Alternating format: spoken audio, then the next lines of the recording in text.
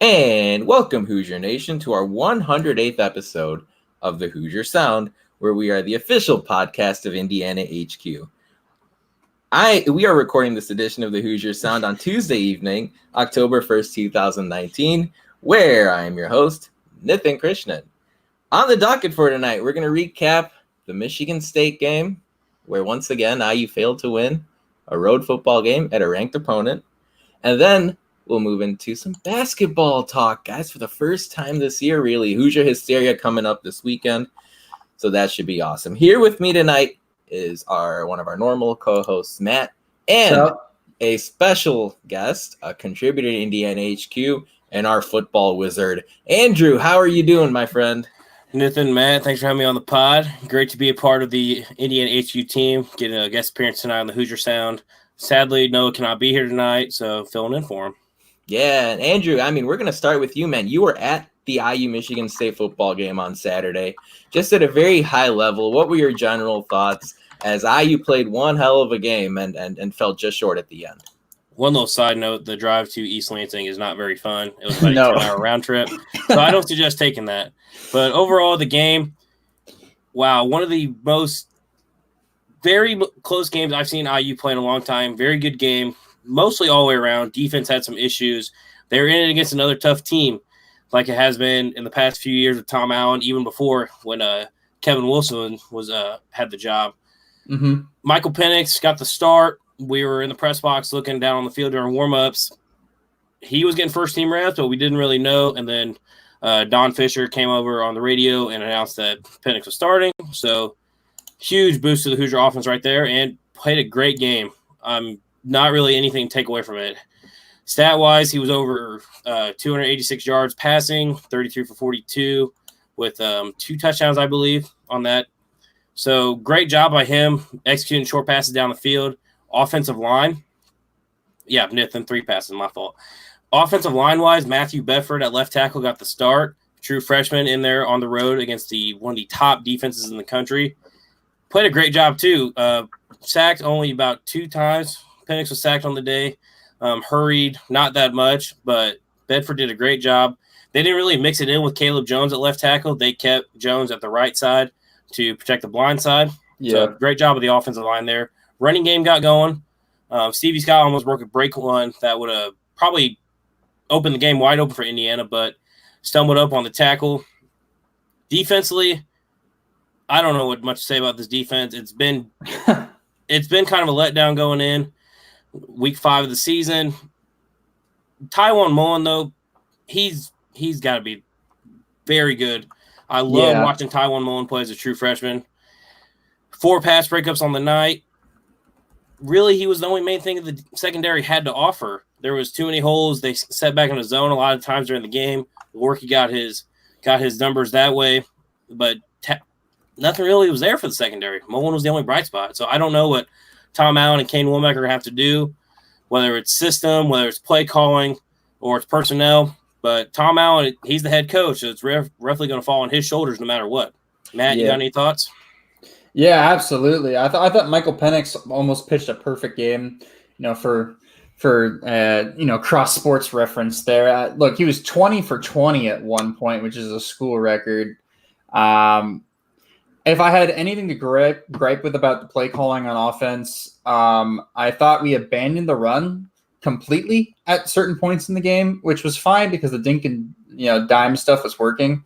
But we didn't do, you do the dink and then dunk, dunk meaning, throwing it long. We were just dinking the whole game. I thought we didn't throw it down the field enough with Michael Penix's arm. And then when we did, it was towards the end of the game when we needed to, and Michigan State knew we were going to do that. So it would kind of worked in our disadvantage.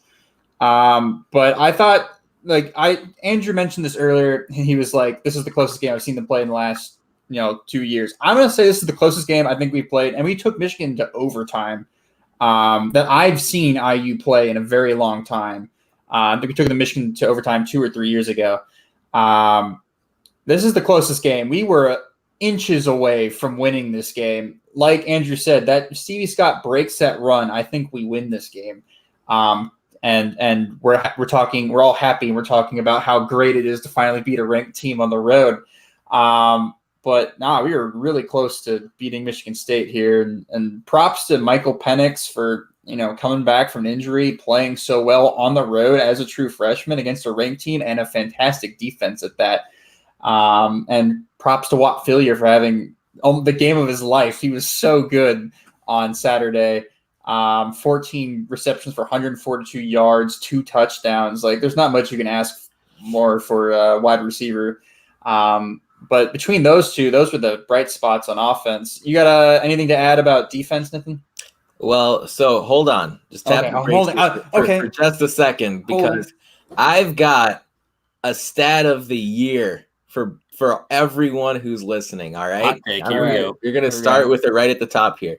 So Whop Phillier on Saturday set a school record for most receptions in an away game. I mean, in a road game. Yeah. 14 catches. Only 2 other times as an IU player actually had more receptions in any game. Whop set the school record for most receptions in a road game with 14. Yeah. And he's also got the second most. He broke his own record that he set a couple of years ago at Maryland. So, I mean, this is a guy who's just a junior wide receiver, and I think he's sort of buried in what all took place on Saturday. We all love talking about Penix. We all love talking about how he played and maybe the offensive line. But Whop was incredible, and he's actually got 3 of the 8 highest single game reception totals in school history. I mean, no one would have probably thought that, if you know what I'm saying. But on top of, you guys were talking about the defensive side of things, and that's where, to me, I agree with Andrew. Like, there were a lot of concerns on that side of the ball. As exciting as it was to see IU play a 60-minute game down to the wire, all that sort of thing, the defense really didn't do anything to impress. It didn't seem like they really stopped the run. It didn't seem like they really controlled the passing game. I mean, Brian Lewerke is not a great quarterback. I mean, I'm sorry if that offends people, but we saw. He's all right. He's not. He's like top 4 or 5 in the Big Ten in my opinion. Yeah. When you give him all day to throw, he's going to look like a great quarterback. I don't know. Just off the top of my head, like, I would put Justin Fields obviously ahead of him. I'd have the kid in Minnesota who lit up Purdue on Saturday, Tanner Morgan. I'd have him ahead of Lewerke, Nate Stanley from Iowa, and I'm sure I'm missing some. I think Elijah Sindelar at Purdue's a pretty good quarterback too. I would not have. Is he injured or not? That's the question for Sindelar. No, he hurt his collarbone. I think he's going to be out for a while. But by the way, Brian just made a good point in the chat. We kind of touched on it. The Whop Phillier, the pass that just went past his outstretched hands in the fourth quarter there. It's funny. IU did not have a 30-yard play against Michigan State on Saturday. For all the success they had offensively, they just couldn't hit on that big play. Something that I bet Tom Allen will try to figure out in the bye week with Kalen DeBoer. But going back to the defense, I mean, it's just, Lewerke's not a great quarterback, and it just felt like IU didn't have many answers. I guess they did improve the tackling part. I didn't see too many mistakes in that area, but overall, I was just hoping for a little bit more on the defensive side of the game. No one, to me, really stood out. They just couldn't make a difference. They didn't force any turnovers. All in all, I was just disappointed. Andrew, do you have anything that you wanted to mention as far as the defensive side of things go? Defensively, I thought the D-line in the beginning of the game did a good job getting after Lewerke. I was noticing in the box that Lewerke is getting taken to the ground many times on the first few drives. I just don't know. With the depth the D-line has and the rotations they're all doing, they're just not getting anything. If you blitz more, you're going to open up the passing game for the Spartans or Rutgers whenever we play them in 2 weeks. So that's going to be an issue there. But I don't know what to take with the defensive line. It's just not there. Yeah, its defensive line is non-existent in my opinion. Look, there's no pressure on the quarterback. We're just giving them all times to throw. And then in the running game, I didn't mind the running defense on Saturday. I didn't think Michigan State got like enough running yards to like be concerned, right? I think I was a lot more concerned coming out of the Ohio State game, and I was like, but Michigan State game, I'm a lot more comfortable with them running wise, but pass wise, like there's times I saw Lewerke get 7, 8 seconds to just sit back there and then go, okay, I'm going to scramble. And that's what happened on the last touchdown for Michigan State as well. Previously, they just gave him all times to throw. He goes, there's nothing there. Everybody's spread out in the secondary. He just runs it in for a touchdown. It's just so disappointing. And I think one play we haven't talked about yet is that touchdown right before the half when everybody switches off in the secondary and we're thinking, oh, they're just going to go for a field goal because there's 20 seconds left, take a shot to the end zone. That's a touchdown. And look, we lose the game. We lose the game by 3 because I'm not counting the last touchdown, right? But we lose the game by 3 or 4 points. It's kind of like, are you serious? That was the game right there. That was the game. That changed the entire complexion of the game, was us turning off for one play. And what does Tom Allen talk about? He talks about finish. He talks about play to the end of the whistle, right? We weren't playing the end of the whistle. We're not doing what the coach Tom Allen is preaching, and it's really frustrating. Well, and that was a sequence where the Big Ten Network cameras caught Allen and defensive coordinator Kane Womack in a little bit of a verbal chit chat. Yeah, he addressed that at his media day on media availability on Monday, and he was basically just like, he's a passionate guy and he's going to go out after his coaches, and that's understandable for a head coach to do. If they're not getting the job done, you got to step in as the head coach and make your case. I like to see that. It's good to know that a coach has some accountability, right? Like he can step up and do that too. As he's not afraid to tell them, "Hey, look, what you did there was wrong." Well, but with that said, though, do you think there may have been a better time and place for that? I mean, they were going into halftime like a few minutes later. That conversation couldn't have happened behind closed doors.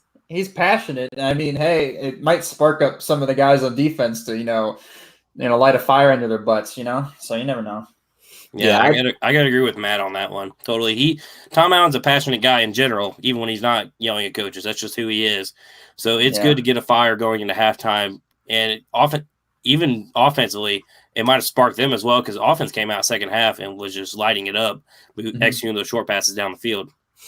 No, that's true for sure. I guess, I'm looking at Brian here in the chat. He's saying, he's had some coaching experience. I don't know. I guess Tom Allen's not going to apologize for that kind of conversation with Womack, and they're close. They go way back, I think, back to even their Ole Miss days. So they're on the same page, but I don't know. I just wonder. At the end of the day, though, guys, 40 points to MSU was surprising. Going into the bye week coming up here, what's the one area where you think IU football needs to shore up or address with Rutgers coming up in a couple weeks? Andrew, I'll start with you. What are your thoughts on that? I'm going to have to go with special teams on this one. Special teams was a real letdown in Michigan State. Multiple blocking the back penalties.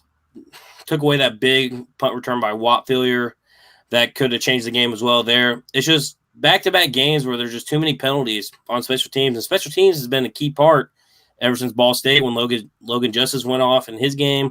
But other than that, it's not really been consistent. There's been too many penalties. Return game has not been going well, unless you get a block in the back penalty, and then you're going 80 yards to the house until it gets called back. But that's really the big takeaway. I don't know what Tom Allen has to do to get special teams going underway, but that's going to be the big issue. Another smaller issue is going to be the defense, figuring out what that's going to do, but special teams got to be the big one, I would consider. Yeah, I mean, I can add on that the whole game, untimely penalties, I think, is the story of defense and special teams in the second half. Both times, it's like, all right, we've got a third down and long play. This is going to be great. Like, just got to get the stop, pass interference on the defense. It's like, oh, God, here we go again. And then we had that great run back in special teams, and all of a sudden we have 2 blocking the backs on the same return, which is very rare to see that happen. But at the same time, it's like, are you serious? The one time you just let up on your block, just don't hit the guy. Just let us run it back, and untimely penalties. But yeah, that's what I'm going to add is mental toughness and mental execution going into the next game. I think we're playing for 59 minutes of whatever is an hour, right? Yeah, 59 minutes of the football game. There's like 1 minute where everybody switches off, and in that 1 minute we lose the game, and it's really, really frustrating to see that happen. And that's a great point, because I use at a point right now in their program where they seem to be competitive in every game, except for that Ohio State mess a couple of weeks ago. There's maybe one game a year. Last year there was the Iowa game where they really get, beaten. But, that happens to Michigan, right? That's what we just saw, last week, right? I mean, it happens to a lot of great teams, every now and then, except for the Alabamas and Clemsons of the world.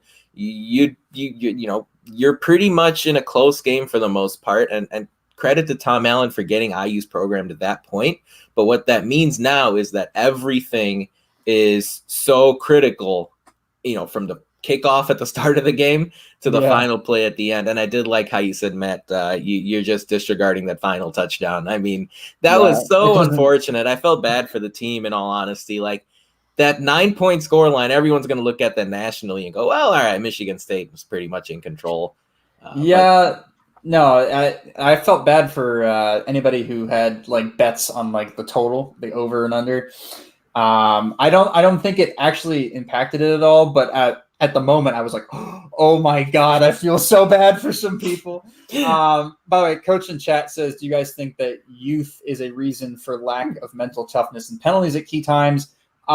Yes and no. I think in the secondary and when it comes to defense, that's a yes, but it's a no when it comes to special teams. I think that's just a lack of mental toughness, just like lack of mentality, just like switching off, kind of just lazily going into a block and not realizing, oh, this person's like not looking at me. I probably shouldn't run him over. So, That's an interesting question. I'm just, I'm trying to think back to the game, and I can't remember off the top of my head who committed the penalties specifically. But I think that's fair, especially in a hostile road environment. And maybe, Andrew, you can speak to that a little bit, how loud it was. But, the penalties to me could definitely be effective. You had 5 in the fourth quarter alone out of the 9 penalties they had in the game. So, close game on the road. I could definitely see that being the case. Andrew, can you speak to kind of what the atmosphere was like and what the crowd was like at MSU on Saturday? Well, if I had to paint a picture, it'd be green and white with a tiny speck of red in the bottom left-hand corner. It wasn't like Christmas. No, it was a tiny speck of Hoosier fans down there. Shout out to them for coming out to the game.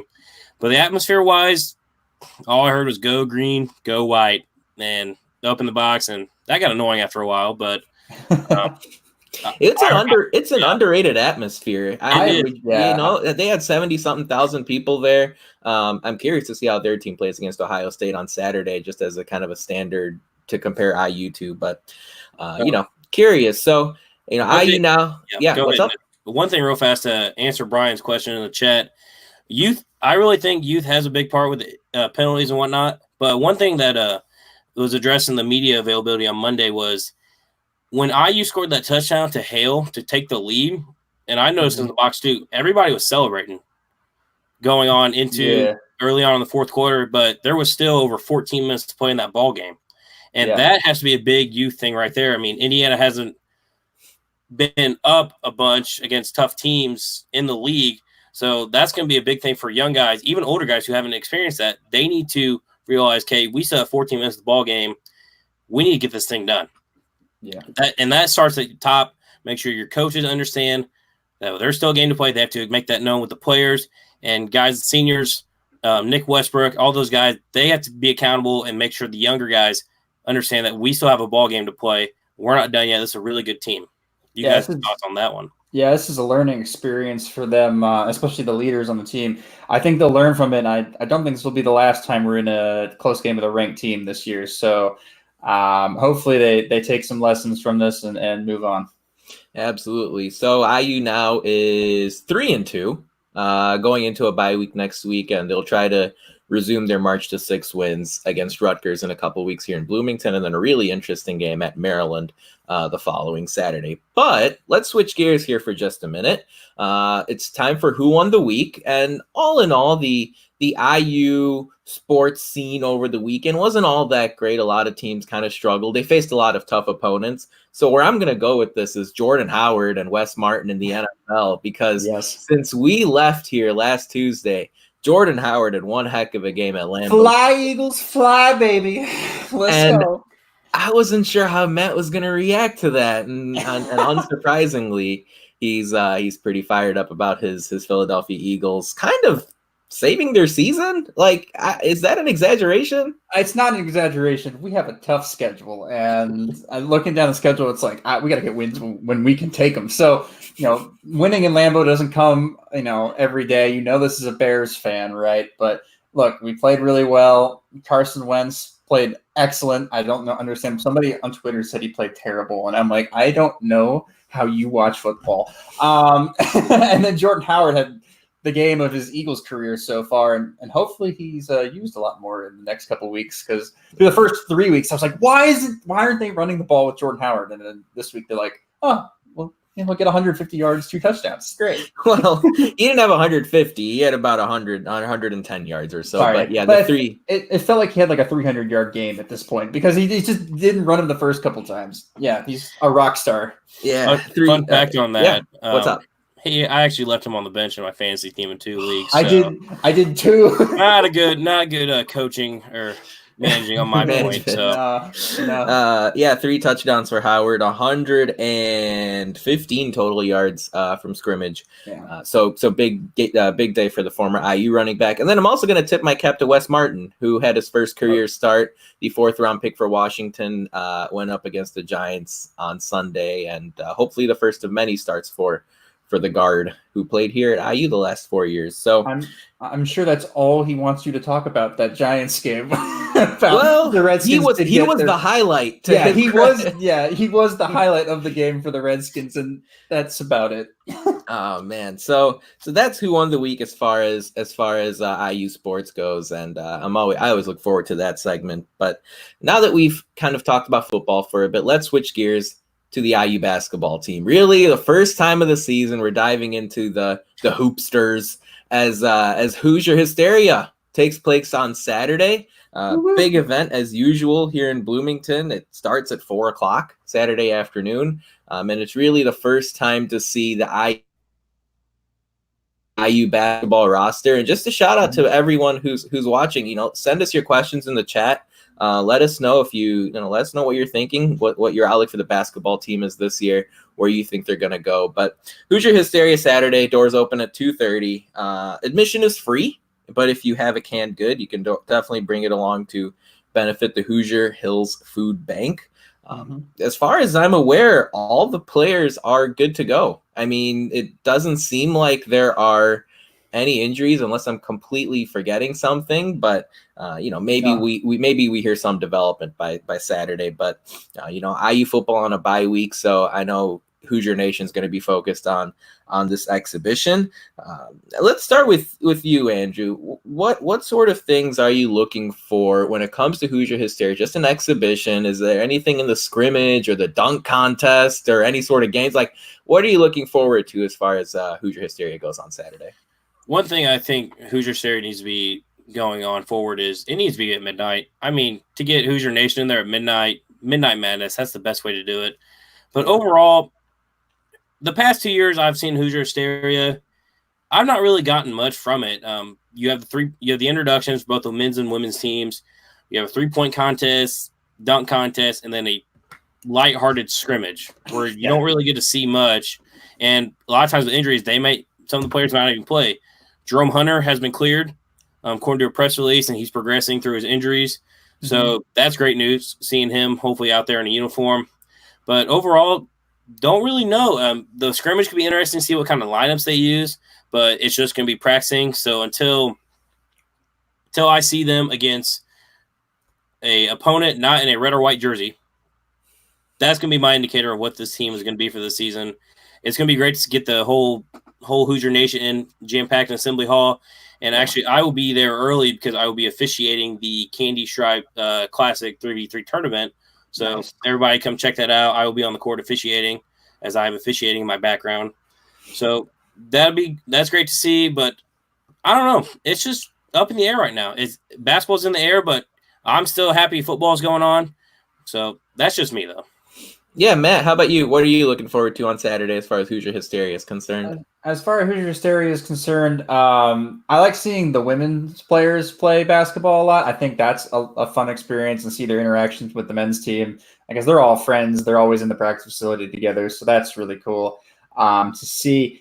Other than that, look, as far as the dunk contest is the dunk contest. Like, as long as somebody makes a dunk, somebody's going to win the thing. So, like, somebody's going to make a cool dunk, whatever. I don't really care. 3-point contest, woo.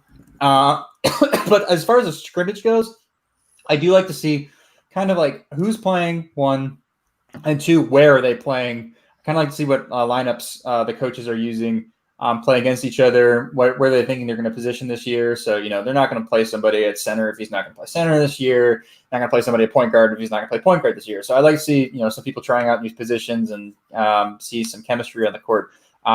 Lightheartedly so, but still, it's nothing. Something is better than nothing. So that's what I'm really looking forward to. And it's just great to see the guys back on the court.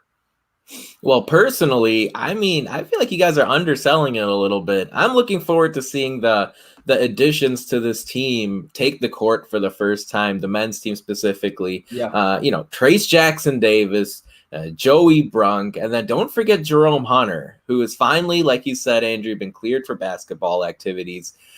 We're going to see these 3 guys take the court, and we're going to see what kind of front court depth this team has. And for sure, it's a meaningless intra-squad exhibition.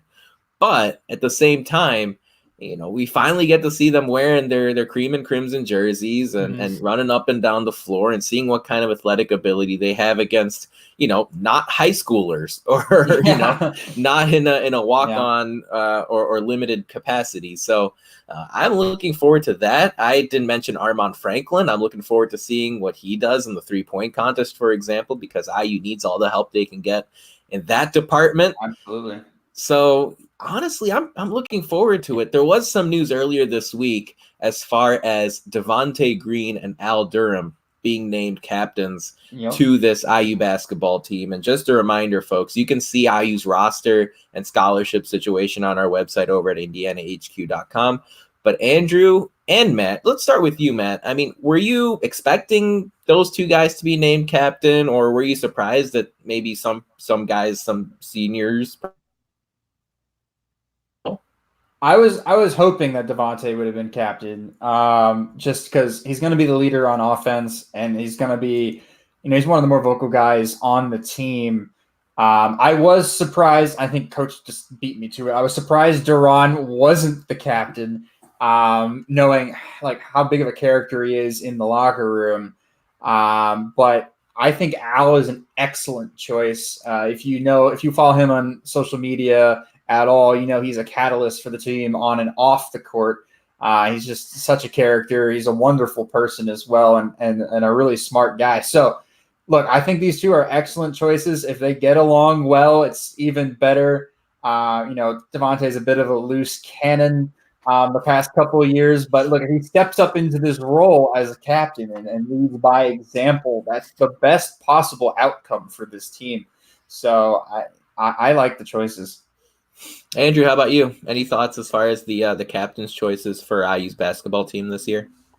Al Durham, 100% yes. I really think he deserved to be a captain. When he came off the bench last year or whenever he was in the lineup, thought he did a really good job just driving to the hoop, taking contact, just being a good leader by example, I think really is what I've seen out of Al. When it comes to Devontae, I think Rob Finney should have been captain. I just like seeing a point guard as the leader of the offense and the defense, stepping up as a leader, being given that leadership as a captain. That's just my personal opinion, though, because the point guard is kind of leader of the team. But Devontae, it's going to be interesting to see what happens. Showed growth near the end of the season, but when it comes to playing, you don't know what you're going to get with Devontae. Is it going to be the Ohio State Big Ten Tournament Devontae where he's pulling up 30-footers and hitting them? Or is it going to be turnover Devontae and that sort of thing? But leadership-wise, it shouldn't have nothing. You either play by example, lead by example, or you show it with your voice. And it's going to be interesting to see what really happens with Devontae, especially with that during the season. Yeah, personally, I think you guys have both made interesting points. And I think to a degree we're all surprised that Deron Davis wasn't named. Maybe that's a motivating factor for him this year. But a lot of indications this offseason have been that Joey Brunk has also been a really important off-the-court figure for the IU basketball team as far as workouts goes and team chemistry goes. Mm-hmm. And obviously we haven't seen him step floor for even a minute at Assembly Hall this season. But, I was maybe wondering if those dots would be connected and we would hear Joey Brunk being named a captain. But maybe that's something where he needs to play a year. And then his redshirt senior year in 2020, maybe he gets that accomplishment, that achievement to his name. Yeah. I was just surprised by that a little bit. There are going to be some recruits there. That's always something interesting. Christian Lander and Trey Kaufman from the 2021 class will be there. I don't think anything's been confirmed, but we could probably guess that the Bloomington kid, Anthony Leal, will be in the house. Just guessing. I don't know what he might be up to this weekend. Trey Galloway, also the Culver student. So definitely a big exhibition, something exciting for the people to look forward to. Also, some breaking news came through about an hour ago as far as a recruit that IU was once involved in. And he's not in anymore. That's Caleb Love, the St. Louis 5-star point guard. He went to North Carolina. So, in case you guys weren't aware, it went down pretty recently. North Carolina is a really good class going into next year, which is they're gonna get better too. I would be surprised if they have 2 or 3 more 5-star recruits commit for next year. It's gonna be ridiculous, that class, and going down to Chapel Hill. But I was really hoping he picked Missouri, honestly. I wanted him to stay home and go to Mizzou. I think that would have been fun. And also, when Mizzou basketball is cool, the SEC is so much fun. So, it's slightly disappointing. Nathan, when you're talking about recruits coming to Hoosier Hysteria, that's such a good selling point as a coach, saying, you see this right now, this is what you're going to get played with every single night, depending on how many students actually show up to the game. But Archie probably wouldn't say that, though.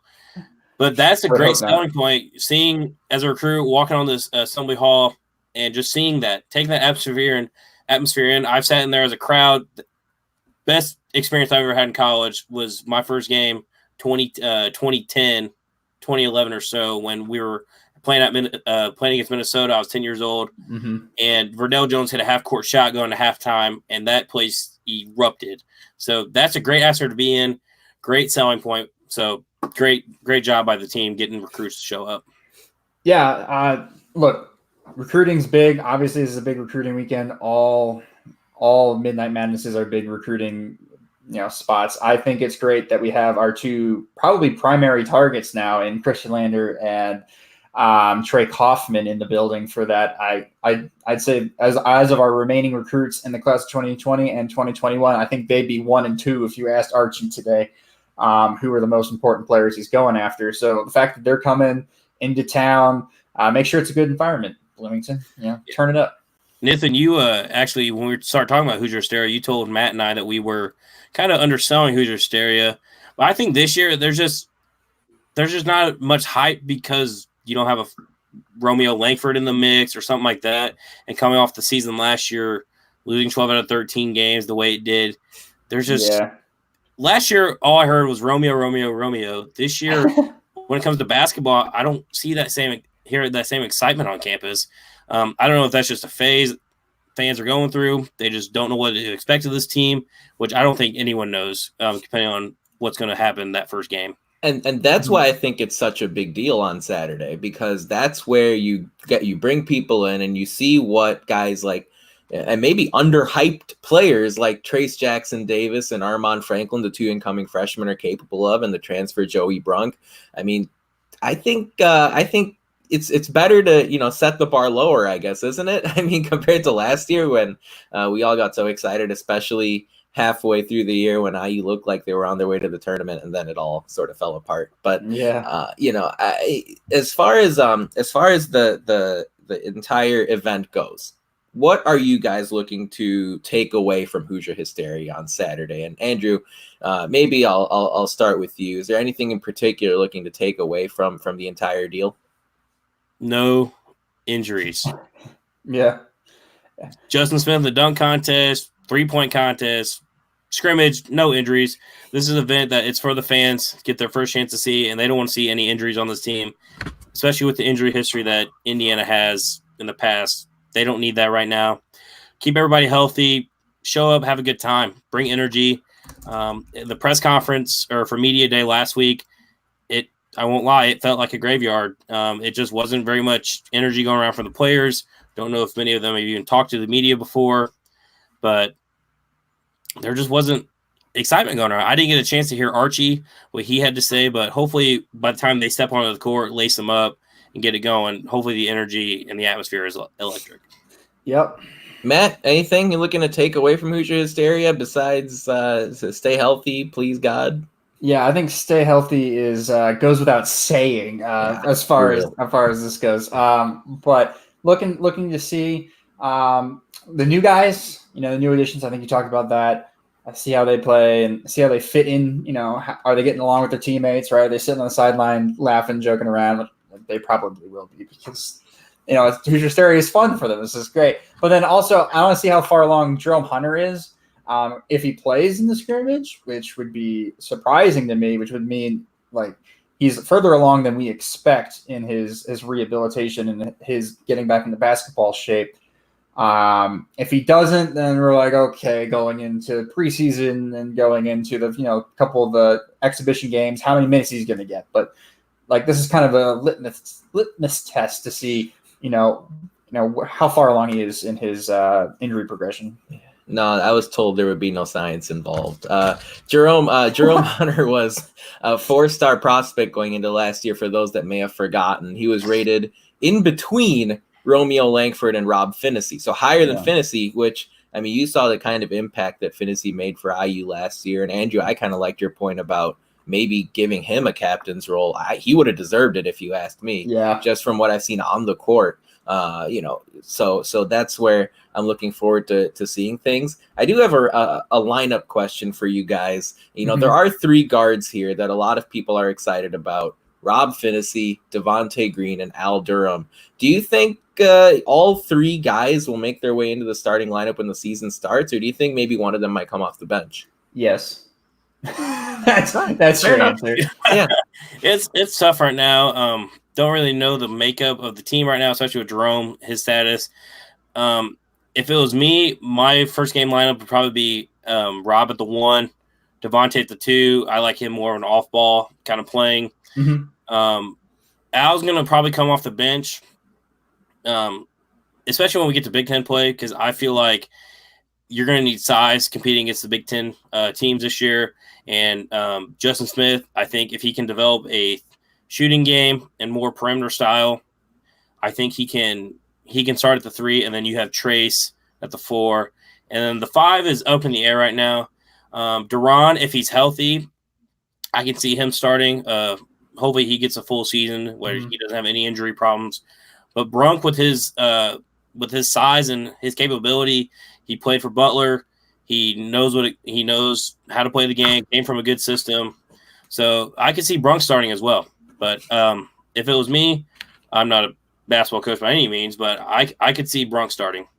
I think Al is a for sure starter day 1, and I think it's his spot to lose in the lineup. I think what he brings defensively, he can switch on the multiple positions. What he brings on offense, look, he's one of our better shooters on the team as a spot-up shooter, and he's really good at driving, getting contact and fouls, just something that Archie loves and looks for. I think at the 3 or the 3rd guard on the floor, I like him better, especially when we're going to be playing. He said we're going to be playing more of an old man's game, which is 2 bigs. And we need all the shooting we can get out of the first 3 guys. And if you play Justin Smith, that basically negates that, playing 3 guys that can shoot. So I think Al has to be the serious choice. I think dark horse contender for the starting lineup is Demezy Anderson. I think if he can bring out consistent shooting, I think his size and flexibility in and out of the lineup is perfect for the start of the season. But it's honestly, I think it's Al's spot to lose. He's a captain too. So I wouldn't be surprised if he's starting. As far as the 5 goes, I've heard such good things about Joey Brunk, but I still think it's a Duran spot to lose. Like, he's been here for 2 years in the system.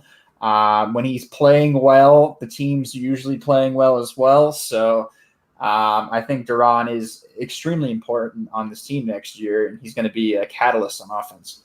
So Matt, so if you're starting Finney, Green, and Durham, yes, that means you've got to bench 2 out of the following: Brunk, Duran Davis, Justin Smith, and Trace Jackson Davis.